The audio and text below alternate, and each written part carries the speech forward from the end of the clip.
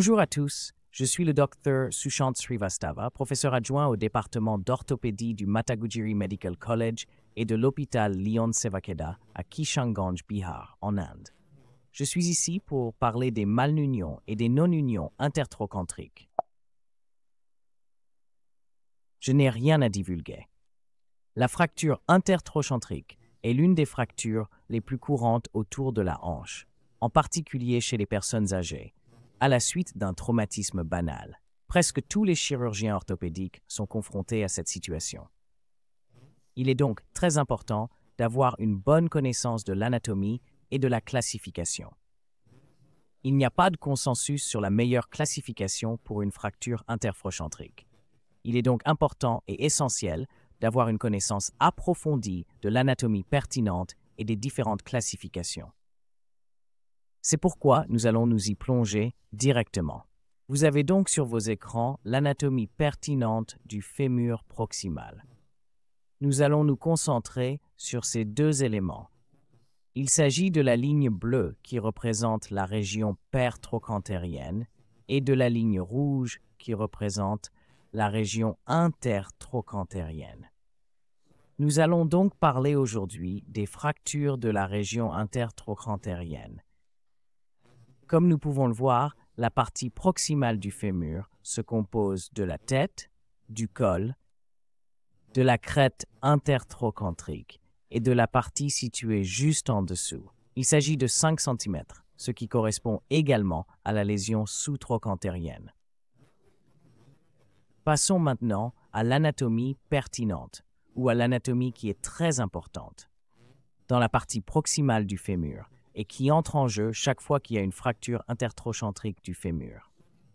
Il faut donc tenir compte de la configuration osseuse du fémur proximal avec l'articulation de la hanche. Vous pouvez voir la tête, le col, la ligne intertrochantérienne avec le grand trochanter et le petit trochanter, qui est la vue antérieure. Lorsque vous allez vers l'arrière, vous pouvez voir la crête intertrochantérienne avec la ligne pectinéale. L'angle suivant de la diaphyse est de 130 degrés plus moins 7 degrés. L'antéversion est de 10 degrés plus moins 7 degrés. La zone intertrochantérienne se situe entre le grand et le petit trochanter. Le rayon de courbure moyen du fémur est de 114 moins 120 cm. Il faut maintenant comprendre que la densité osseuse diminue avec l'âge. C'est l'une des principales causes de l'augmentation de la courbure du fémur chez les personnes âgées. Dans la littérature ancienne, on parlait beaucoup de l'arc d'Adam. Qu'est-ce que la voûte d'Adam? L'arcade d'Adam est présente sur la partie médiale de la région intertrochantérienne. Les recherches se sont multipliées et ont permis de comprendre que cette zone qui englobe l'arcade d'Adam est en fait la fémorale crayeuse. Ce diagramme vous donne donc une perspective et une vue correcte de l'arc d'Adam et du fémur de calcaire. Mais pourquoi est-ce que j'insiste sur le calcaire fémoral? Parce que le calcaire fémoral est un mur vertical d'os dense qui s'étend de la face postéromédiale de la diaphyse fémorale à la partie postérieure du col du fémur. L'anatomie osseuse permet de connaître le niveau d'implication de la fracture intertrochantérienne. Elle permet également de déterminer si la fracture est stable ou instable. Maintenant que l'anatomie osseuse est terminée, passons directement à l'anatomie musculaire. Il faut se rappeler que les forces déformantes agissant dans la fracture intertrochantérienne existent aussi bien sur le segment proximal que sur le segment distal. Sur le segment proximal, il se produit une flexion, une rotation externe et une abduction. Celles-ci sont causées par les forces de déformation des fléchisseurs, c'est-à-dire l'iliopsoas sartorius, le rectus, le fémoris et le pectinus. Les rotateurs externes, c'est-à-dire le piriforme, le gemellis supérieur, l'obturateur, l'interne, le gemellis inférieur et le quadratus femoris, et les abducteurs, c'est-à-dire les muscles de la colonne vertébrale et les muscles de la tête. Le muscle fessier est le grand fessier, le moyen fessier, le petit fessier et le tenseur du fascia lata. Le schéma tente donc d'englober les muscles qui agissent sur le segment proximal lors d'une fracture intertrochantérienne et qui provoque la flexion, la rotation externe et l'abduction.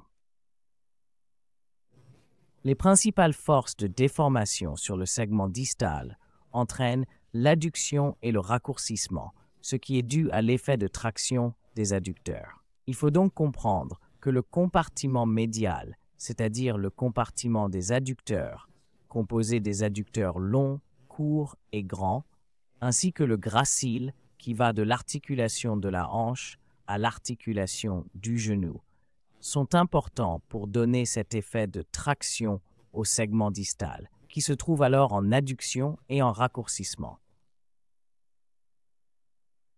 Outre l'anatomie vasculaire, nous en venons à l'approvisionnement en sang. La zone intertrochantérienne présente une circulation collatérale très riche. Nous allons parler aujourd'hui de l'union M et de la non-union. Il faut savoir que les non-unions dans les fractures intratrochantériennes sont très rares et très peu publiées pour cette raison. La zone intertrochantérienne a une riche circulation collatérale.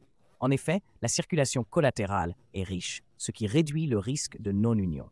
Elle est alimentée par trois sources. L'anastomose trochantérienne, qui se compose de la branche ascendante de l'artère fémorale circonflexe médiale, de l'artère fémorale ascendante et de l'artère fémorale circonflexe médiale. La branche profonde de l'artère fémorale circonflexe latérale et la branche profonde de l'artère fessière supérieure et de l'artère fessière inférieure. Il existe une branche de transfert entre l'artère fémorale circonflexe latérale et l'artère fémorale circonflexe médiale, ainsi que l'apport sanguin du périoste et des muscles environnants. Ce diagramme vous donne une vue schématique de la riche circulation collatérale autour de la région fémorale proximale. Passons maintenant à la biomécanique. Avant de s'attaquer à toute complication, il faut comprendre la biomécanique ou les problèmes qui surviennent dans une fracture intertrochantrique. Lorsqu'une fracture intertrochantérienne se produit, les abducteurs tirent d'abord le jeté vers la partie proximale, ce que l'on voit ici avec la flèche orange. L'iliopsoas tire le petit trochanter proximalement et médialement. Les adducteurs, ceux du compartiment médial, tirent la diaphyse médialement, et les rotateurs externes courts provoquent une déformation en rotation externe. Ainsi, dans un cas de fracture intertrochantérienne, on observe une coxa vera, un raccourcissement proéminent du grand trochanter et des déformations en rotation externe.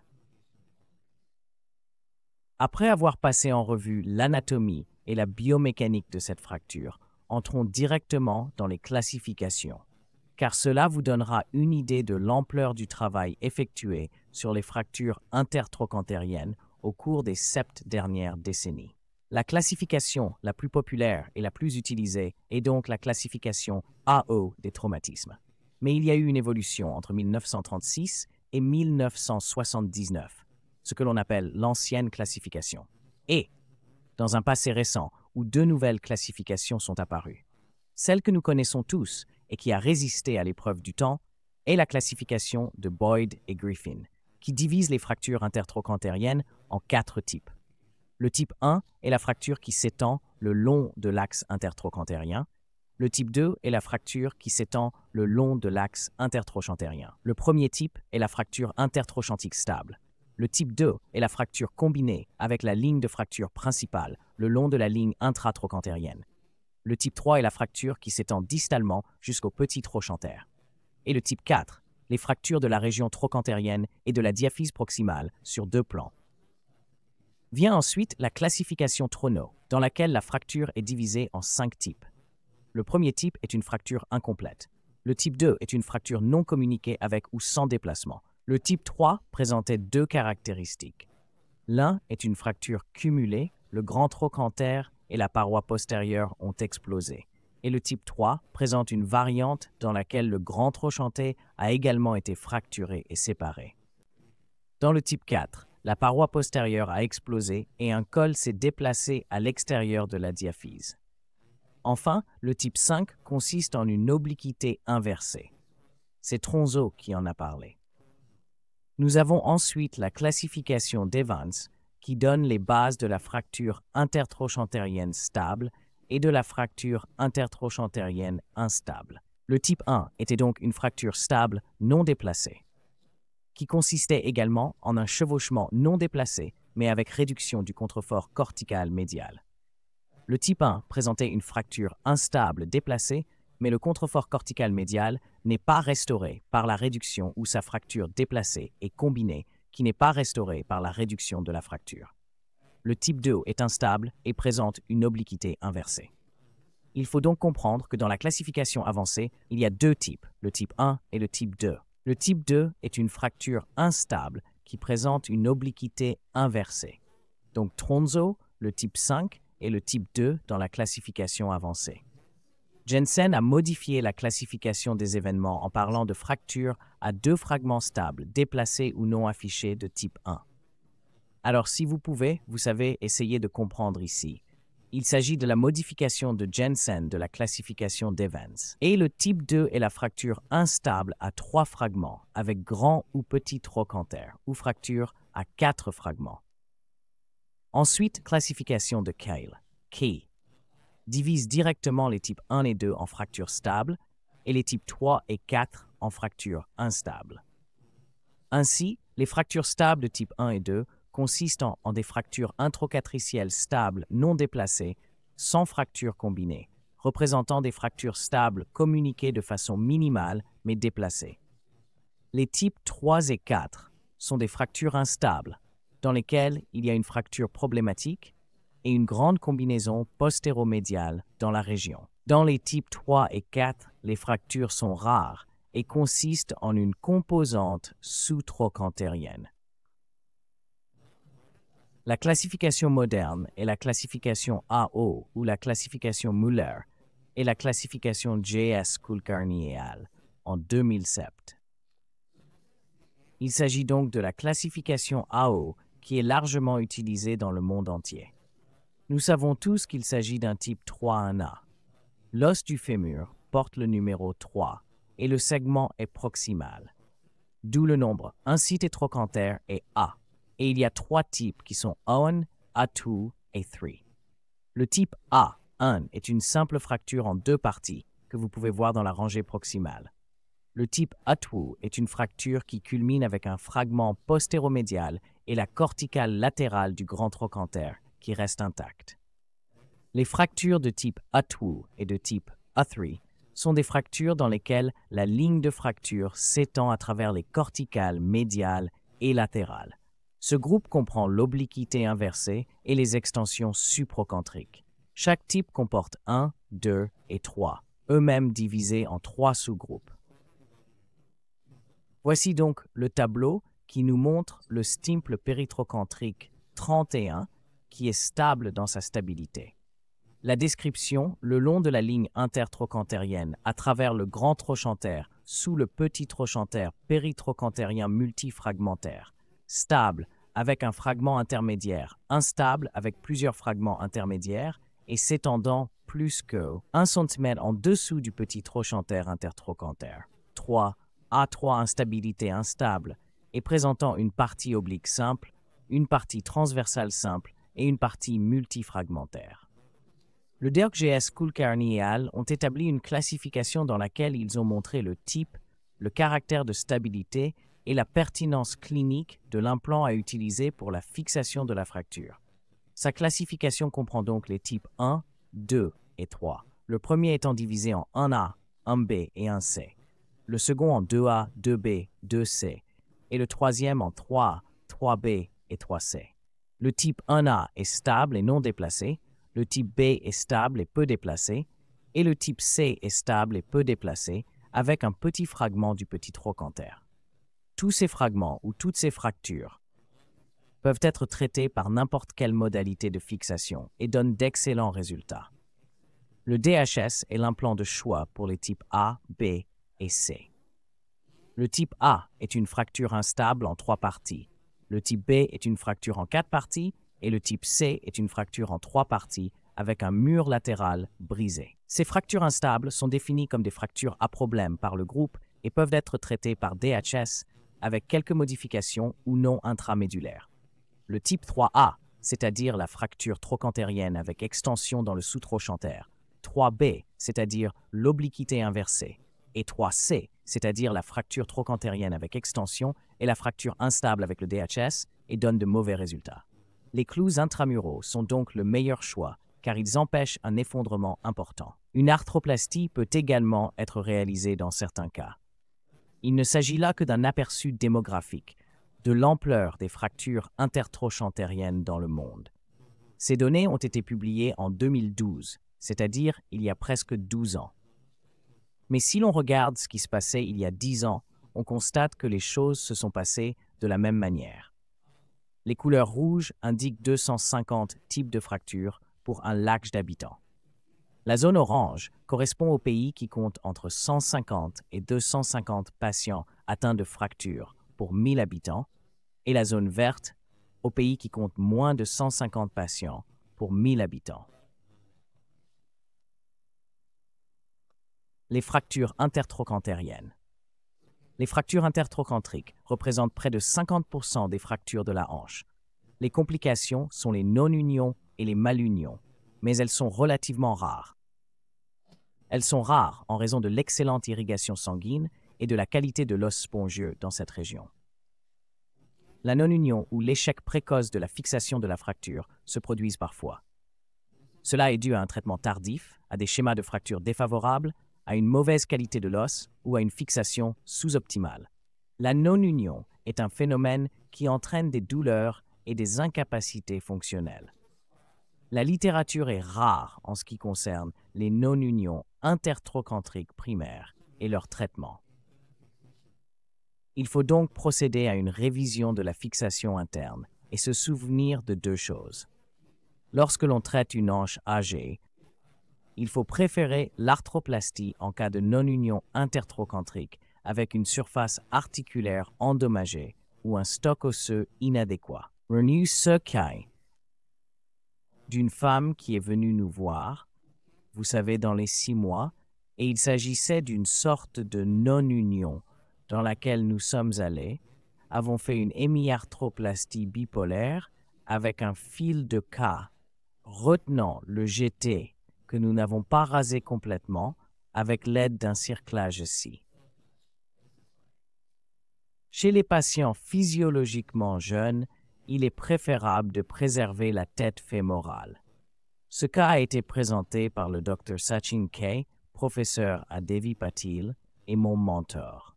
Dans ce cas, il s'agit d'une fracture du fémur intertrochantrique qui a été traitée avec une vis DHS et une greffe osseuse.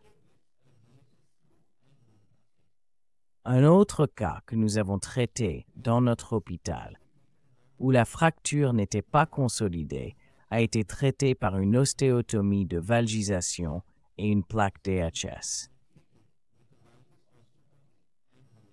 Dans les cas de fracture intertrochantérienne, il y a malunion.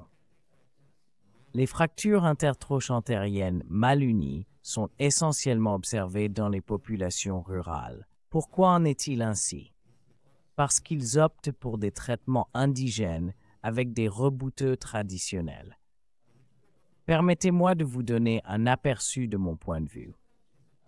Kishanganj est une ville très active de l'État du Bihar en Inde. Nous avons donc un maximum de patients qui viennent des zones rurales. Pour nous, le nombre de fractures intertrochantériennes avec malignité représente environ 60% de mon temps de travail quotidien ou mensuel. Il se présente donc tardivement à nous. Cela est dû à différents facteurs. La majorité de la population appartient à un groupe socio-économique inférieur. Beaucoup sont des travailleurs manuels qui dépendent d'un salaire journalier pour leur subsistance. Il existe aujourd'hui plusieurs facteurs. L'un d'entre eux est le caractère inabordable du traitement administré. D'autre part, une croyance traditionnelle profondément ancrée dans les osselets indigènes les incite à opter pour un traitement indigène. Voici un exemple de cas que je rencontre souvent dans mon cabinet. Vous verrez donc ce patient arriver à l'intérieur à l'âge de 8 mois avec ce type de rayon X. Nous savons tous qu'il s'agit d'une malformation. Nous savons tous qu'il s'agit d'une fracture intertrochantérienne mal uni à. La période de traitement naturel est de 6 à 8 semaines. Il y a également des antécédents de massage ou de manipulation. Il y a un risque de développement de la myosite ossifiante, ce qui représente un défi différent. La région intertrochantérienne est principalement composée d'os spongieux. La fracture a donc tendance à bien se ressouder, bien que de manière non anatomique, ce qui conduit à une malunion. Ainsi, si vous voyez cette fracture ici, il y a une formation de cale qui s'est produite dans la partie médiale. La partie latérale est ouverte et le patient marchait lorsqu'il est venu nous voir. Vous comprendrez maintenant pourquoi ils viennent pour le traitement. La coxa vera qui en résulte est donc le problème de ces patients. Ils présentent un raccourcissement, une déformation de la rotation externe qui limite l'abduction et la rotation interne. Ils boitent et souffrent de douleurs à la hanche et au dos en raison de ces facteurs mécaniques. Dans cette partie du monde, deux activités sont d'une importance capitale pour les travailleurs ou les salariés journaliers. L'une consiste à s'accroupir et l'autre à s'asseoir en tailleur. Dans la tradition indienne ou celle de l'Asie du Sud-Est, s'accroupir est une chose très importante qui sert à déféquer. Lorsque cette fonction est perdue, les patients du site ont des problèmes. De même, les patients qui ne sont pas en mesure de s'asseoir en tailleur sur le sol et de prendre leur repas, c'est aussi à ce moment-là qu'ils viennent nous voir à l'OPD. Et c'est là que tout le cycle commence. Le traitement idéal mentionné dans la littérature est donc l'arthroplastie totale de la hanche.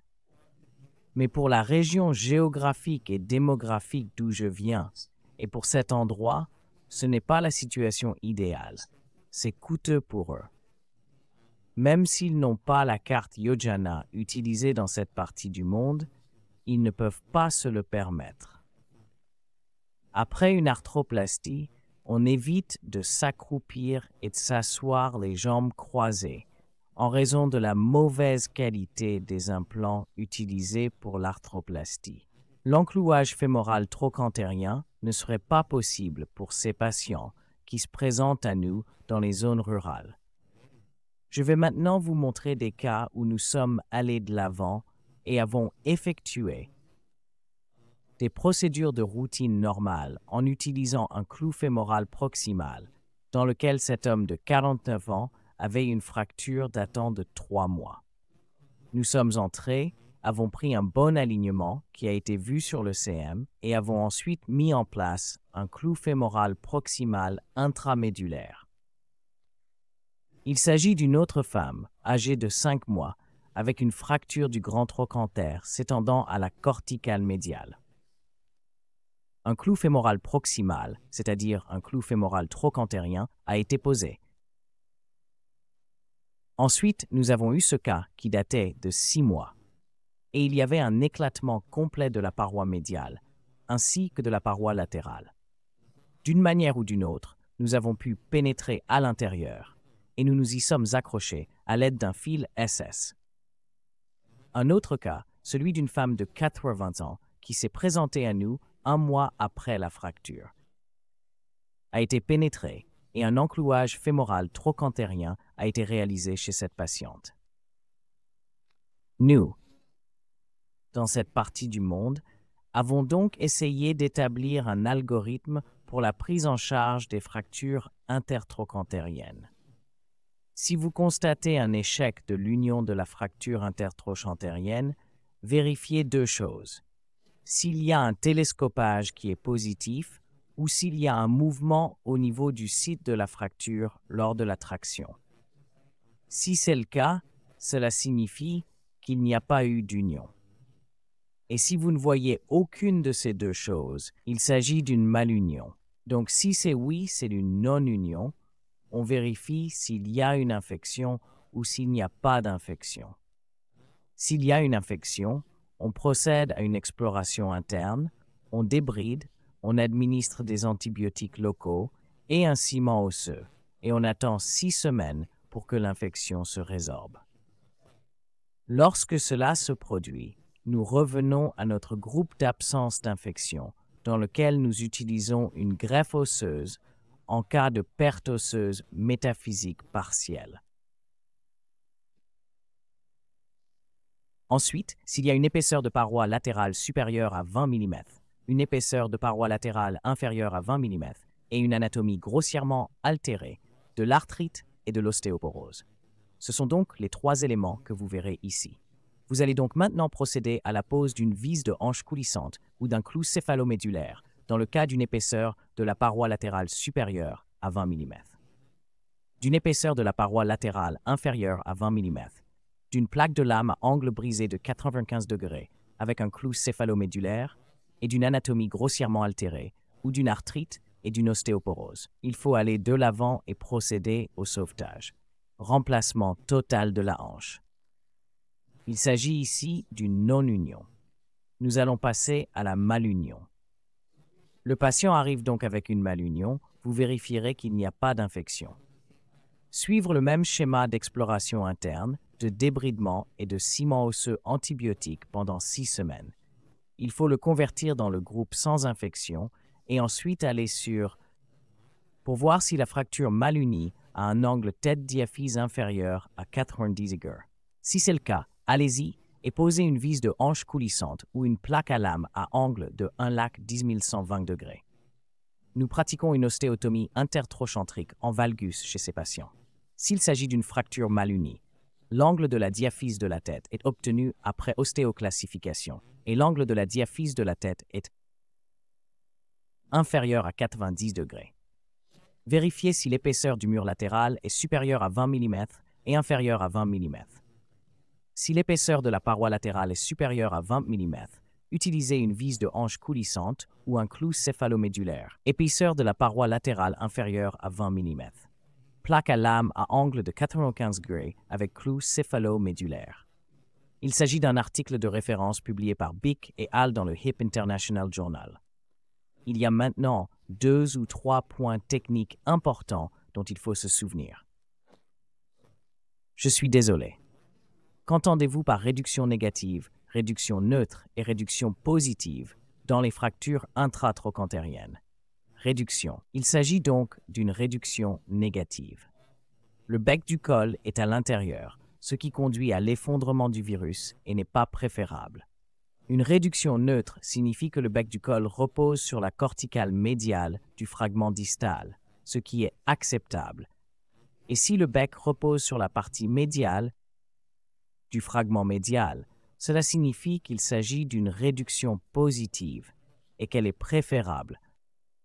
J'ai donc donné des indications importantes sur les hormones pour que l'on comprenne comment procéder en cas de fracture intratrochantérienne du fémur. Fixation. Bonne réduction antérieure et fixation temporaire par 2 broches K. Bonne réduction médiale, c'est-à-dire une réduction corticale positive. Le point d'entrée doit être aligné avec le canal médulaire. Le placement de la vis suivante doit être parfait. La vis suivante doit être placée aussi sous-chondrale que possible pour que la distance entre la pointe du calcaire et l'apex soit moindre. Nous savons tous qu'elle doit être inférieure à 25 mm. La compression de la fracture doit être réalisée sur la table. Il doit y avoir une légère saillie du clou au niveau du site d'entrée et un verrouillage dynamique doit être effectué sur tous les clous dans la mesure du possible. J'ai ajouté 3 documents importants que j'ai découverts et que tout le monde devrait lire. Le premier est intitulé Intertrochanteric Fractures, 10 Commandments for How to Get Good Results with Proximal Femoral Nailing par B. Shiv Shankar et Sanjay Kishkar. Intertrochanteric Fracture Relevant Anatomy and Classification par Ratnesh Kumar et al. Decision Making in the Management of Malunion and Non-Union of Intercantric Fractures of the Hip par Kaushik Bhomik et al. Je souhaite rendre hommage à mes gourous en traumatologie. Je viens d'un pays qui a donné un pour beaucoup d'ingéniosité et de nouvelles forces de travail grâce à toutes ces personnes. Le professeur Dede Tana, S. Kulkarni, S.S. Babulkar, le Dr. Vasudev Gardagon, B. Shiv Shankar, le professeur J. Dindyalan, Shushud Babulkar, Nilesh Joshi, Srinivas Kasha et Shailesh Bai. Je manquerai à mon devoir si je ne remerciais pas le professeur.